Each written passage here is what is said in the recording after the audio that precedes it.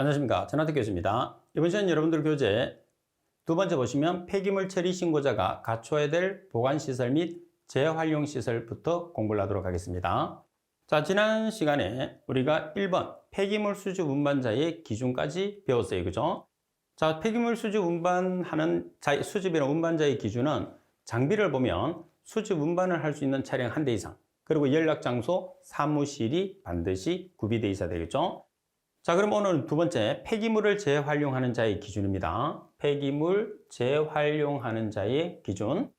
보관시설을 보면 1일 처리 능력의 1일분 이상 31분 이하의 폐기물을 보관할 수 있는 보관 용기 또는 보관시설을 가지고 있어야 됩니다. 그래서 1일 처리 능력의 1일 이상 31분 이하, 1일분 이상. 그러니까 처리 능력에서 1일에서 31분을 우리가 보관할 수 있는 보관 용기나 보관 시설이 있어야 되는 거죠.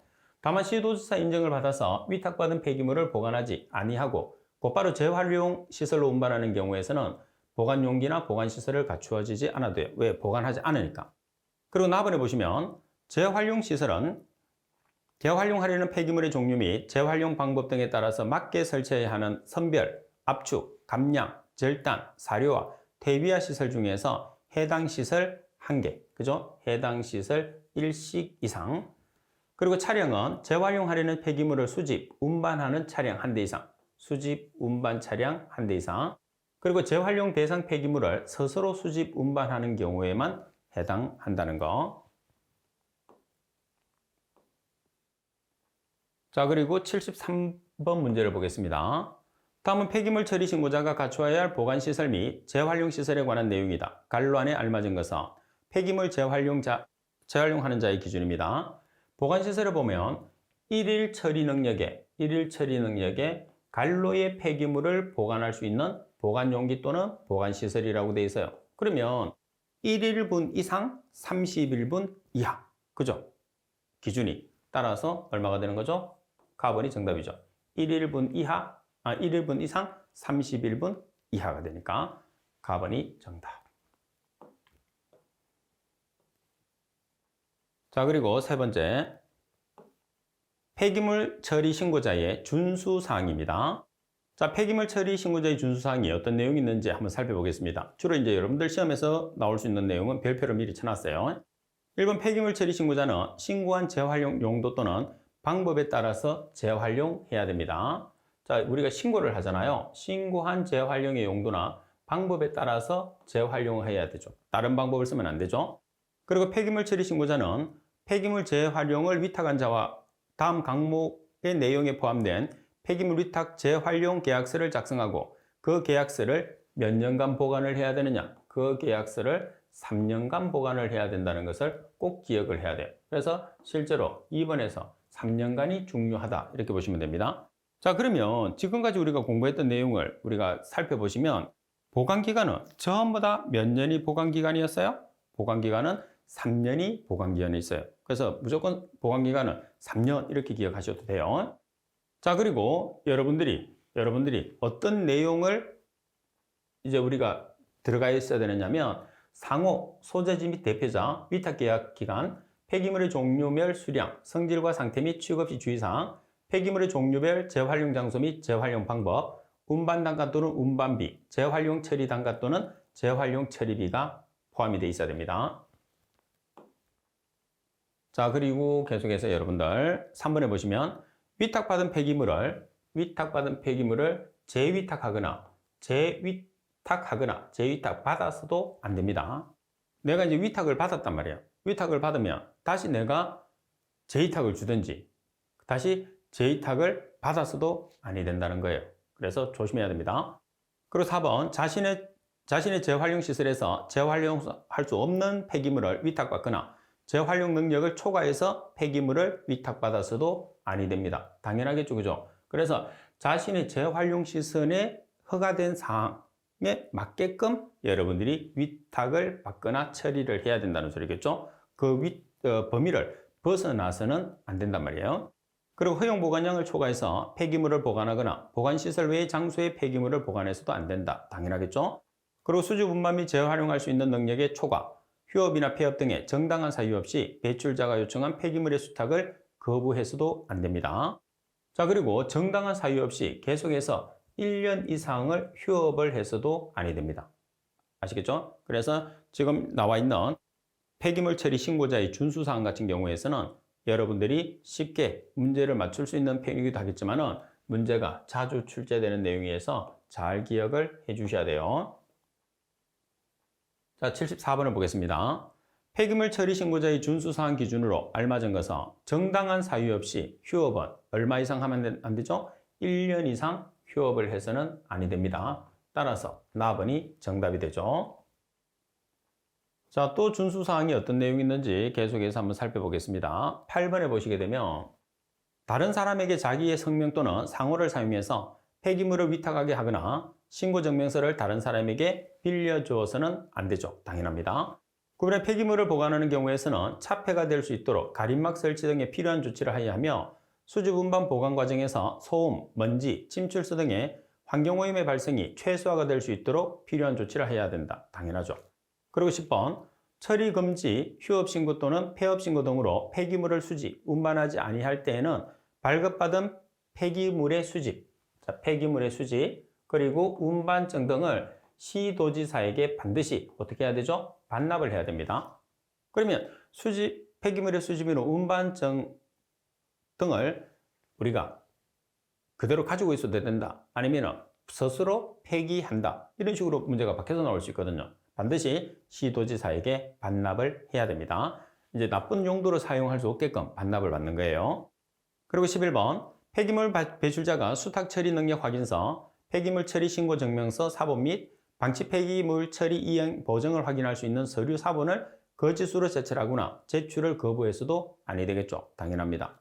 그리고 폐기물 처리 신고자가 생활 폐기물을 수집, 운반하려는 경우에 일정한 장소에 보관되지 아니하고 버려진 생활 폐기물이나 직접 배출자로부터 수거한 생활 폐기물만을 수집, 운반해야 되겠죠. 그래서 규정에 맞게끔 여러분들이 처리를 하라는 뜻이겠죠. 그러면 규정에 맞게끔 처리한다는 소리는 폐기물 처리 신고자에 지금 나와 있는 준수사항이 있거든요. 그 내용을 여러분들이 숙지를 하고 그에 따라서 법에 따라서 여러분들이 사업활동을 하시라는 그런 뜻입니다.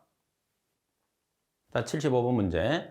폐기물 처리 신고자의 준수사항으로 틀린 것은 가번에 자신의 재활용시설에서 재활용 수 없는 폐기물을 위탁받거나 재활용 능력을 초과해서 폐기물을 위탁받아서는 어때요? 아니 되죠. 그래서 자기 재활용 시설의 능력 신고한 사항에 맞게끔 위탁을 받아서 처리해야 된다는 소리입니다.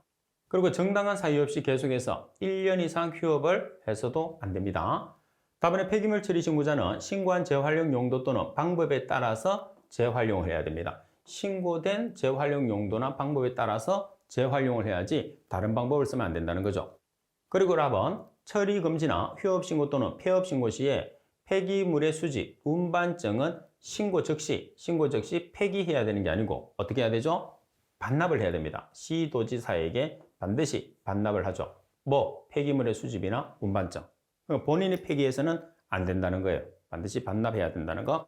따라서 설명이 잘못된 것은 라번이에요. 그래서 여러분들이 폐기물 처리 신고자의 준수사항은 조금만 주의 깊게 읽어보시면 답을 쉽게 맞출 수 있으니까 표시된 내용을 여러분들이 위주로 공부를 한번 해주세요. 자, 그리고 39번 항목으로 가겠습니다. 39번 항목에 보시면 폐기물 처리 시설의 사용 종료 및 사후 관리입니다. 폐기물 처리 시설의 사용을 끝내거나 폐쇄하려는 자는 그 시설의 사용 종료 또는 폐쇄 예정일 1개월 이전에 사용 종료 폐쇄 신고서에 다음 각호의 사항을 포함하는 폐기물 처리 시설 사후 관리 계획서를 첨부해서 시도지사나 지방환경관세청에게 제출을 해야 됩니다. 자, 그러면 폐쇄 예정일로부터 1개월 이전에 우리가 제출을 합니다. 그러면 어떤 내용이 들어가 있어야 되느냐면 폐기물 매립시설의 설치, 사용 내용이 들어가 있어야 되고 사후관리 추진 일정이 있어야 됩니다.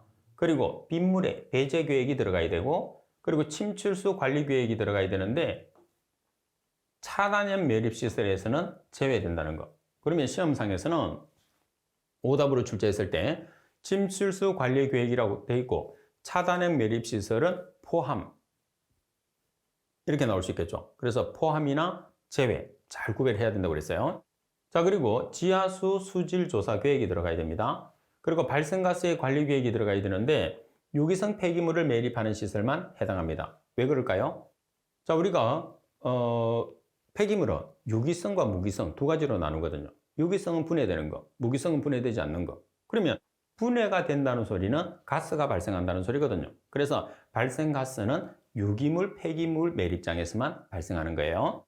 자, 그리고 7번 구조물 및 집안 등의 안정도 유지 계획이 포함이 돼야 되겠죠. 76번 문제를 보겠습니다. 폐기물 처리 시설의 사용을 끝내거나 폐쇄하려고 할 때 시도지사나 지방환경관서의 장에게 제출하는 폐기물 매립 시설의 사후관리 계획서에 포함되어야 되는 사항으로 틀린 것은, 자, 폐기물 매립 사후관리 계획서입니다.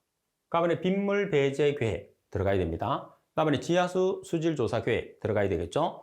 다음에 구조물과 집안 등의 안정도 유지 계획 들어갑니다. 다음에 침출수 관리 계획에서 관리형 매립 시설은 제외한다고 되어 있어요. 자, 여기서 관리형 매립 시설을 제외하는 게 아니고 뭐가 제외되죠?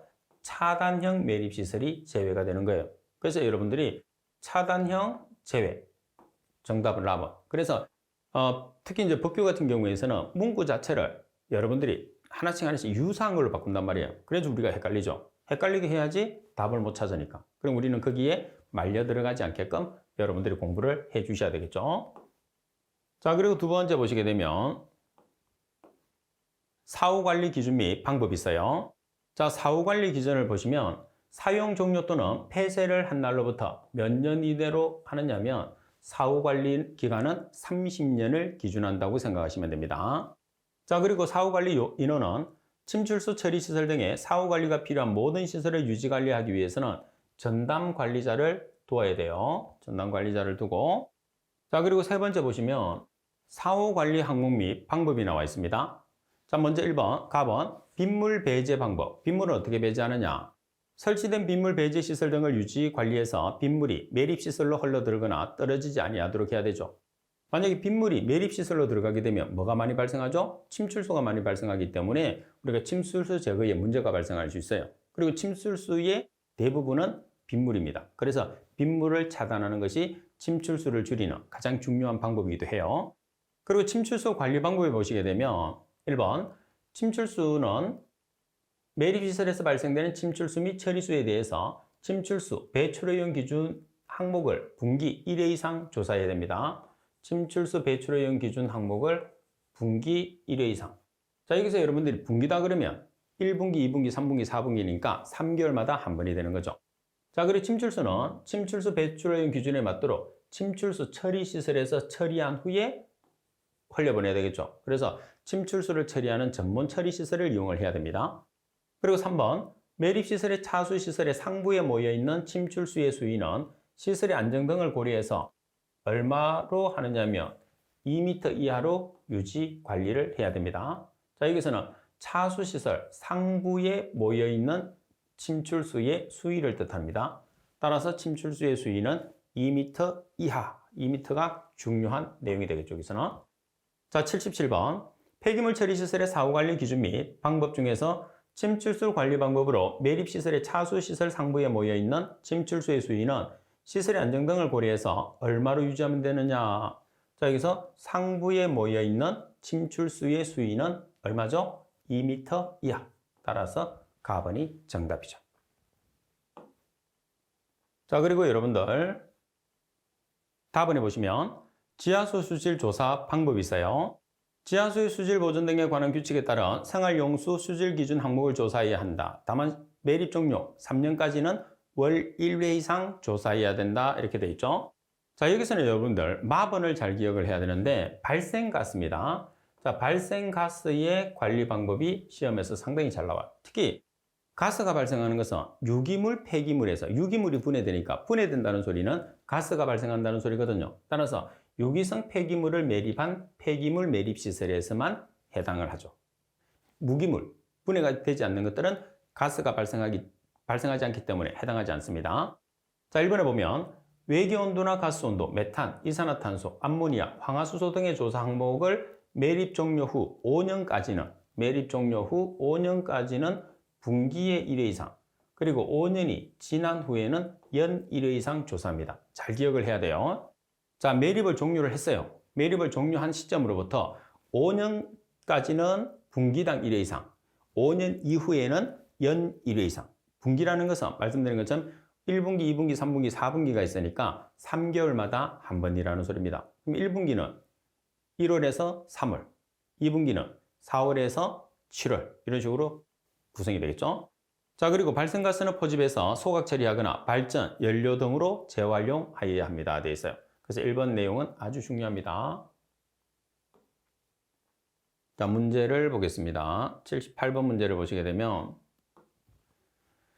다음은 폐기물을 매립하는 시설의 사후관리 기준 및 발생 중에서 발생가스 관리 방법, 유기성 폐기물을 매립한 폐기물 매립 시설에 해당된다고 그랬어요. 갈로에 알맞은 것은 자, 외기온도나 가스온도, 메탄, 이산화탄소, 암모니아, 황화수소 등의 조사 항목을 매립 종료 후 자, 5년까지는 1번, 그리고 5년 지난 후에는 2번이라고 되어 있어요. 그러면 자, 종료 후 기준에서 5년 이내, 5년 이후잖아요. 그럼 5년 이내에는 어때요? 짧게 측정을 해야 돼요. 빠르게.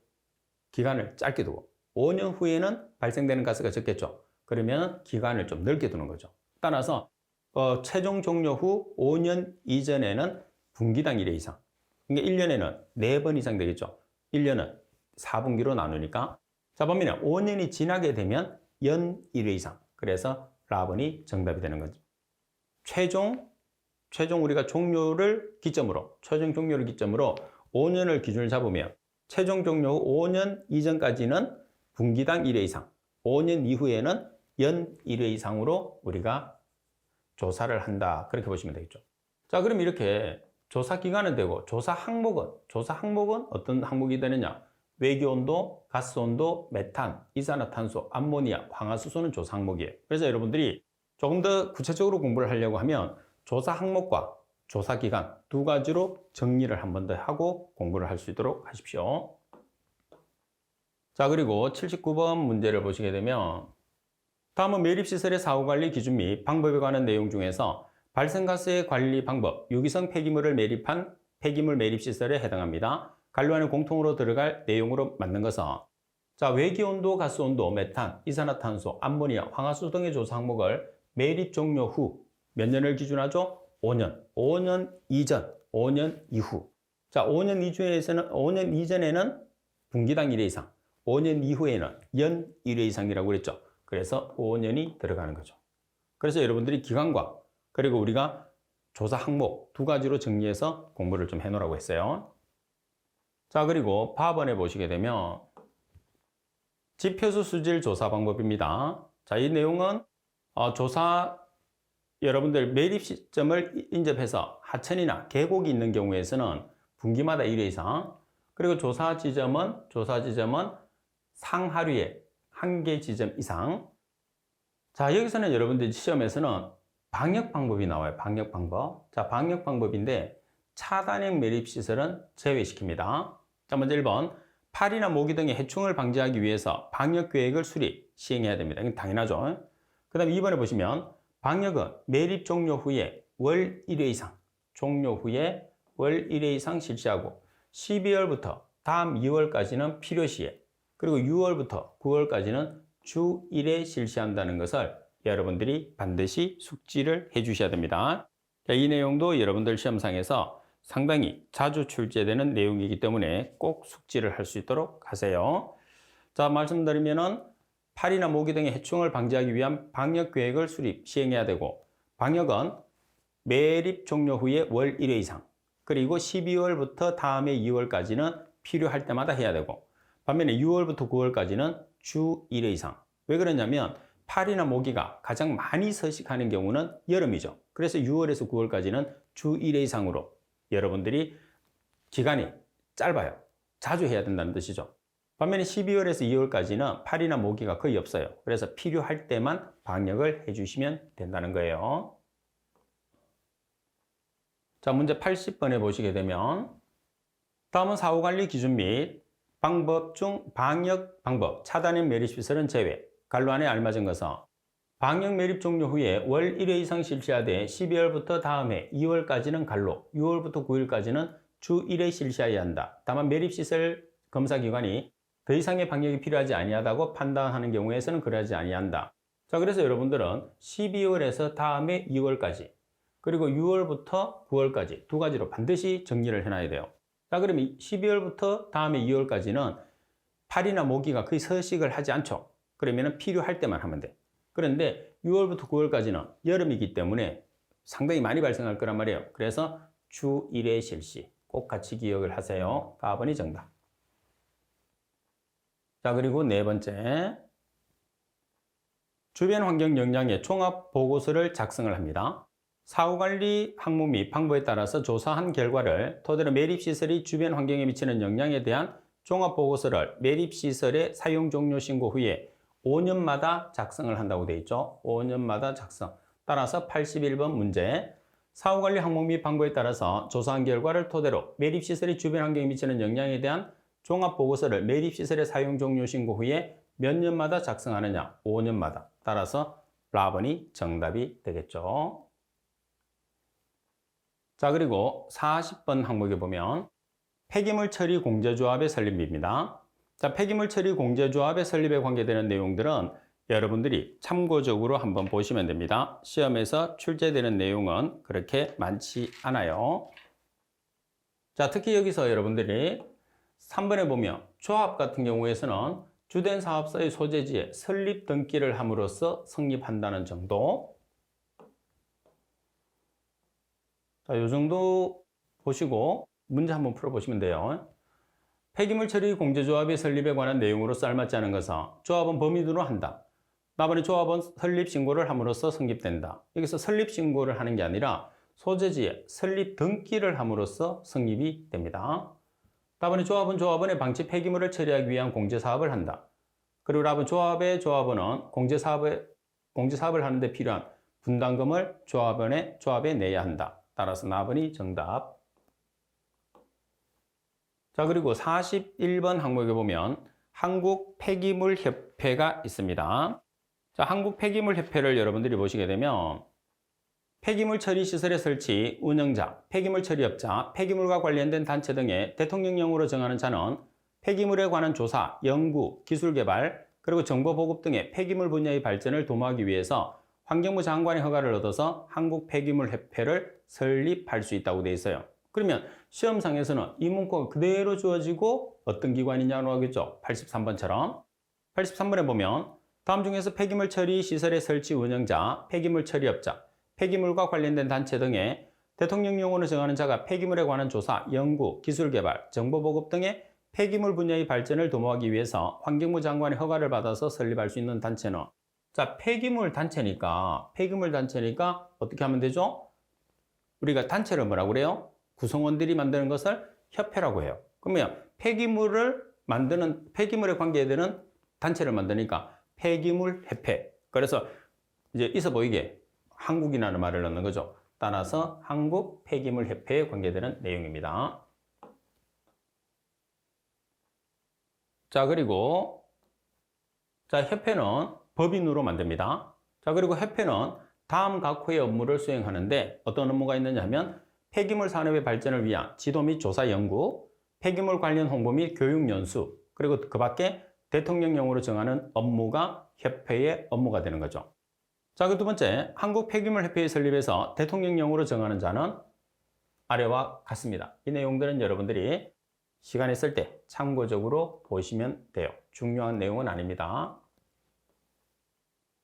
자, 그리고 세 번째, 한국폐기물협회의 업무에서 대통령령으로 정하는 업무입니다. 대통령령으로 정하는 업무는 1번, 폐기물 관련 국제교류 및 협력이 있고 폐기물과 관련된 업무로서 국가나 지방자치단체로부터 위탁받은 업무가 있어요. 자, 그리고 정관에서 정하는 업무들이 대통령령으로 정하는 업무가 됩니다. 84번, 한국폐기물협회의 업무 중에서 대통령령으로 정하는 업무가 아닌 것은 가번, 폐기물 관련 국제교류 및 협력 해당하죠. 폐기물과 관련된 업무로서 국가나 지방자치단체로부터 위탁받은 업무 해당합니다. 폐기물 산업의 발전을 위한 지도 및 조사 연구, 그리고 정관에서 정하는 업무, 답은 해당 사항이 없죠. 세 가지밖에 없으니까. 자, 그리고 여러분들 나머지 내용들은 참고. 자, 그리고 42번 행정처분을 보겠습니다. 시도지사는 지방환경관서의 장 또는 국립환경과학원장의 다음 각호의 어느 하나에 해당하는 경우에서는 영업정지 기간의 2분의 1 범위 내에서 그 행정처분을 가볍게 할 수 있다고 그랬어요. 그러면 영업정지 처분 기간이 2분의 1의 범위 내에서 기간을 가볍게 한다는 것은 뭐죠? 감경을 준다는 소리예요. 그래서 감경의 우리가 조건입니다. 1번에 보면 위반의 정도가 경미하고 그로 인한 주변 환경 오염이 없거나 미미해서 사람의 건강에 영향을 미치지 않는 경우, 그래서 위반의 정도가 경미한 부분, 그리고 고의성이 없어서 불가피하게 위반 행위를 한 경우로서 신속하게 적절한 사후 조치를 취한 경우. 자, 그리고 위반 행위에 대해서 행정처분을 하는 것이 지역 주민의 건강과 생활 환경에 심각한 피해를 줄 우려가 있는 경우, 그리고 공익을 위해서 특별히 행정처분을 가볍게 할 필요가 있는 경우, 이 네 가지 조건에서는 2분의 1의 범위 내에서 감경 처분을 할 수 있다는 그런 뜻입니다. 자, 85번. 시도지사 또는 지방환경관서의 장이 규정에 따른 영업정지 기간의 2분의 1의 범위에서 그 행정처분을 가볍게 할 수 있는 경우에 해당하지 않는 것은 가uli 위반 내용을 시도지사 또는 지방환경관서에 신속히 자진신고하는 경우, 자진신고하는 경우하고는 관계없죠. 그래서 고의성이 없어야 되고, 그리고 빨리 후속 조치를 취해야 되는 경우입니다. 그리고 위반 정도가 경미하고 그로 인한 주변 환경 오염이 없거나 미미해서 사람의 건강에 영향을 미치지 아니한 경우, 답은 위반 행위에 대해서 행정처분을 하는 것이 지역 주민의 건강과 생활 환경에 심각한 피해를 줄 우려가 있는 경우, 답은 공익을 위해서 특별히 행정처분을 가볍게 할 필요가 있는 경우에서는 2분의 1로 감경할 수 있다는 거죠. 따라서 해당 사항이 없는 것은 가번입니다. 자, 그리고 43번 항목에 보면 벌칙이 나와 있어요. 자, 벌칙 같은 경우에서는 우리가 기억을 하기가 상당히 힘들어요. 그죠? 그래서 기존에 여러분들 이제 문제도 풀어보고 할 텐데 기존에 출제됐던 내용 위주로 공부를 하시면 돼요. 그 중에 중요한 내용은 제가 체크를 해놨어요. 자, 1번에 보시면 7년 이하 징역이나 7천만 원 이하. 그래서 7년 이하 징역이나 7천만 원 이하가 가장 무거운 벌칙입니다. 자, 어떤 경우냐면 사업장 폐기물을 버린 자, 사업장 폐기물을 매립하거나 소각한 자, 그리고 폐기물의 재활용에 대한 승인을 받지 아니하고 폐기물을 재활용한 자는 7천만 원 이하의 7년 이하의 징역에 7천만 원 이하의 벌금이 되는 거죠. 자, 문제를 보시게 되면 누구든지 특별자치도지사, 시장군수구청장이나 공원, 도로 등의 시설의 관리자가 폐기물 수집을 위해서 마련된 장소나 설비 외의 장소에서 폐기물을 버려서는 안 된다. 이를 위반해서 사업장 폐기물을 버린 사람이에요. 사업장 폐기물을 버린 사는 가장 엄격하게 규제합니다. 따라서 7년 이하 징역, 7천만 원 이하의 벌금. 자, 그리고 두 번째 높은 우리가 벌칙이 5년 이하 징역 또는 5천만 원 이하의 벌금이에요. 자, 이 중에서 4번에 보시면 대행계약을 체결하지 아니하고 종량제 봉투 등을 제작 유통한 자, 그리고 허가를 받지 아니하고 폐기물 처리업을 한 자, 그리고 등록을 하지 아니하고 전용 용기를 제조한 자, 그리고 폐쇄 명령을 이행하지 아니한 자는 5년 이하의 징역 또는 5천만 원 이하의 벌금에 해당한다는 거. 자, 문제 87번. 특별자치도지사, 시장군수구청장은 조례에 정하는 바에 따라서 종량제 봉투 등의 제작, 유통, 판매를 대행하게 할 수 있다. 이를 위반해서 대행계약을 체결하지 아니하고 종량제 봉투 등을 제작, 유통한 자에 대한 벌칙은 자, 체결을 하지 않고 종량제 봉투 등을 제작, 유통한 자는 얼마죠? 5년 이하 징역 또는 5천만 원 이하의 벌금입니다.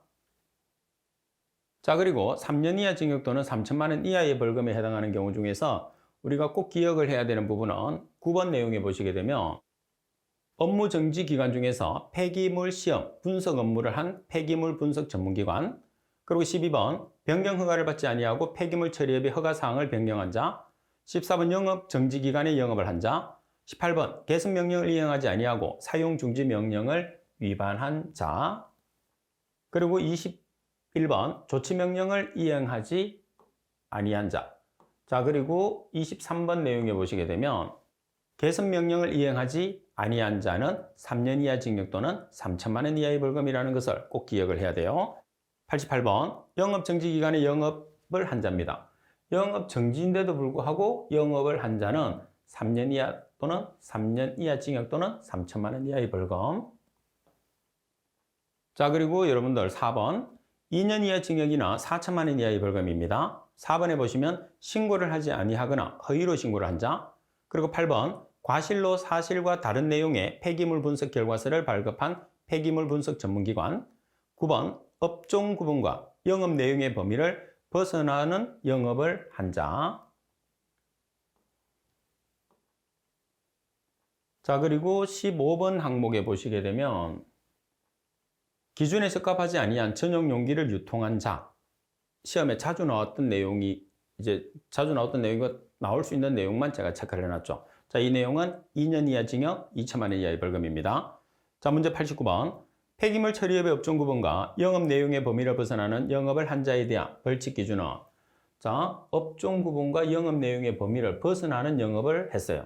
그러면 2년 이하 징역 또는 2천만 원 이하의 벌금에 해당합니다. 자, 그리고 44번 과태료입니다. 자, 여러분들 벌금과 과태료의 차이가 뭘까요? 자, 벌금이라는 것은 형사상 책임입니다. 과태료는 행정상 처분. 그래서 형사상 처분이냐 행정상 처분이냐에 따라서 벌금과 과태료가 달라요. 자, 과태료는 행정상 처분입니다. 1천만 원 이하의 과태료에 해당하는 내용 중에서 우리가 꼭 알고 있어야 되는 내용을 보시면, 이번에 생활 폐기물 중에서 음식물류 폐기물을 수지, 운반 또는 재활용한 자. 자, 그리고 6번에 보시게 되면 유해성 정보 자료를 작성하지 아니하거나 거짓 또는 부정한 방법으로 작성한 자. 그리고 9번 변경 신고를 하지 아니하거나 거짓으로 변경 신고하고 등록을 한 사항을 변경한 자. 그리고 12번 기술관리인을 임명하지 아니하고 기술관리 대행 계약을 체결하지 아니한 자. 자, 1천만 원 이하의 과태료입니다. 90번 대통령령으로 정하는 폐기물 처리 시설을 설치 운영하는 자는 그 시설의 유지 관리에 관한 기술 업무를 담당하기 위해서 기술인을 임명하거나 기술관리 능력이 있다고 대통령령으로 정하는 자와 기술관리 대행 계약을 체결하여야 한다. 이를 위반해서 기술관리인을 임명하지 아니하고 기술관리 대행 계약을 체결하지 아니한 자에 대한 과태료 처분은 얼마죠? 1천만 원 이하의 과태료. 라번이 정답. 자, 그리고 300만 원 이하의 과태료입니다. 자, 이 중에서는 7번에 보면 위반해서 통보를 하지 아니한 자, 13번에 준수사항을 지키지 아니한 자, 14번 대행계약을 체결하지 아니하고 종량제 봉투 등을 판매한 자가 해당합니다. 자, 문제 91번. 폐기물을 수탁하여 처리하는 자는 영업정지, 휴업, 폐업 또는 폐기물 처리시설의 사용정지 등의 사유로 환경부령으로 정하는 사업장 폐기물을 처리할 수 없는 경우에서는 환경부령으로 정하는 바에 따라서 지체 없이 사실을 사업장 폐기물의 처리를 위탁한 배출자에게 통보해야 된다. 이를 위반해서 통보하지 아니한 자. 자, 여기서 이를 위반하여 통보하지 아니한 자에 대한 벌칙 기준은 나번에 300만 원 이하의 과태료가 됩니다. 자, 그리고 100만 원 이하의 과태료 중에 중요한 내용은 8번 교육을 받지 아니한 자 또는 교육을 받게 하지 아니한 자, 그리고 9번 장부를 기록 또는 보존하지 아니하거나 거짓으로 기록한 자, 그리고 14번에 보시게 되면 출입 검사를 거부, 방해 또는 기피한 자, 그리고 15번 보험증서 원본을 제출하지 아니한 자는 100만 원 이하의 과태료. 꼭 기억을 하세요. 자, 문제 92번을 보겠습니다. 생활 폐기물에 배출되는 토지나 건물의 소유자, 점유자 또는 관리자는 관할 특별자치시, 특별자치도, 시군구의 조례로 정하는 바에 따라서 생활환경 보존상 지장이 없는 방법으로 그 폐기물을 스스로 처리하거나 양을 줄여서 배출하여야 한다. 이를 위반한 자에 대한 과태료 기준은 얼마가 되나요? 100만 원 이하의 과태료가 됩니다. 자, 그래서 여러분들 과태료나 벌칙에 관계되는 내용들은 중요한 내용, 전체를 다 암기하면 좋겠지만 다 암기할 수가 없기 때문에 중요한 내용 위주로 여러분들이 공부할 수 있게끔 별표를 치고 설명했어요. 그 내용 위주로 공부하시면 될 것 같습니다. 자, 그리고 항상 여러분들이 법규 같은 경우에서는 공부 영상을 보고 나면 반드시 내용을 정리해서 암기할 내용과 그냥 공부할 내용을 분류를 해야 돼요. 그래서 암기할 내용은 별도로 정리를 해서 여러분들이 시간이 날 때마다 틈틈이 지속적으로 암기를 해 주셔야지 여러분들이 원하는 성적을 받을 수가 있습니다. 자, 이번 시간 수업은 이것으로 마치도록 하겠습니다. 수고하셨습니다.